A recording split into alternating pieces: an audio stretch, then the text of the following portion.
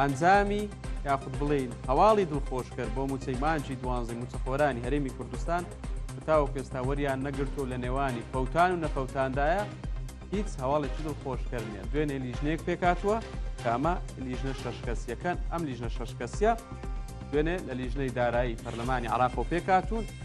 ئەمانە تارەنووسی موچەی مانجی دوانزەی فەرمانبەرانی هەرێمی کوردستان لە دەستی ئەم لیژنە شەشکەسیە بە سەرۆکی لیژنەکەەوە دەکاتە حەوت کەس. ئەمڕۆ ئەو لیژنەیە دەست بەکارەکانی خۆی دەکات لە بەغدا کۆبوونەوە یەکەمیان دەکەن بە سەرۆکایەتی ئەحمەد مەزهەر جبووری. ئەمە سەرۆکایەتی لیژنەکە دەکات. هەریەکە لە عودەی عەوات کە لە لیژنەکەدا بەشدارە، هەروەها نەرمین معروف کە کوردە و لە لیژنەکەدا بەشدار، هەروەها مستەفا گەرعاویش ئەویش ئەندامی لیژنەی دارایی و لەو لیژنە حەوت کەسێ بەشدارن، هەروەها فەیسەڵ نایلیش ئەویش لە لیژنەکە بەشدارە، هەروەها جەمال کۆچەریش لە لیژنەکە بەشدارە و هەروەها سەمیر مبارەک میرزاش کە بڕیاردەری لیژنەکە لەو لیژنە حەوت کەسێ بەشدارن کە دوێنێ لە لیژنەی دارایی پەرلەمانی عێراق بەس کە تەیب ئامادە بوو پێکێنراوە و بڕیار وایە بە دوواداچوون بۆ چارەنووسی موچەی مانجی دوانزەی موچەخۆرانی هەرێمی کوردستان بکەن.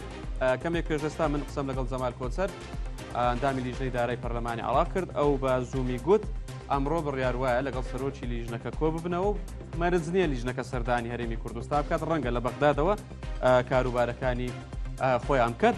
جەمال کۆچەر بە زوومی گوت تاوەکو ئێستا وەزارەتی دارایی هەرێمی کوردستان 320 میلیارد دیناری بۆ ساڵی داهاتی ساڵی 2024 ڕادستی وەزارەتی دارایی عێراق کردووە. وەزارەتی دارایی عێراق تەیفسامی دوێنێ پێیگوتون دەبێت هەرێمی کوردستان 400 میلیار و کەسرێکی دیکە لە داهاتی نانەوتی. ئەمە جگە لەوەی لە داهاتی نەوتی کە دیارنی و فرۆشراوە، بەڵکو داهاتی نانەوتی دەبێت ڕادستی وەزارەتی دارایی حکوومەتی عێراق بکات، چونکە ئەگەر بێت و هەرێمی کوردستان داهاتی نانەوتی ساڵی 2024 بە تەواوی ڕادستی حکوومەتی عێراق نەکات، تەیفسامی گوتوێتی بۆ ساڵی 2025 بۆ موچەی موچەخۆرانی عێراقیش کورتێنان دروست دەبێت. بۆیە دەبێت هەرێمی کوردستان ئەو داهاتە ڕادست بکات کە گوتوێتی من نزیکەی 11 تریلیۆن دینارم ناردووە بۆ هەرێمی کوردستان بۆ موچەی موچەخۆران لە بەرامبەردا هەرێمی کوردستان تەنها 320 میلیاری ناردووە. دەبێت 400 میلیار و کەسرێکی دیکەمان ڕادست بکات بێجگە لە داهاتی نەوتی کە فرۆشراوە و تاوەکو ئێستا دیارنیا. ئەو گوتوێتی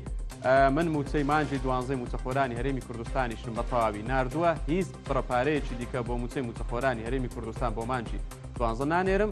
ئەوە لای هەرێمی کوردستان لای وەزارەتی دارایی هەرێمی کوردستان دەبێت خۆیان تەرتیبی بکەن و خۆیان موچەی موچەخۆرانی هەرێمی کوردستان بۆ مانجی دوانزە بدەن. ئەو بابەتێک لە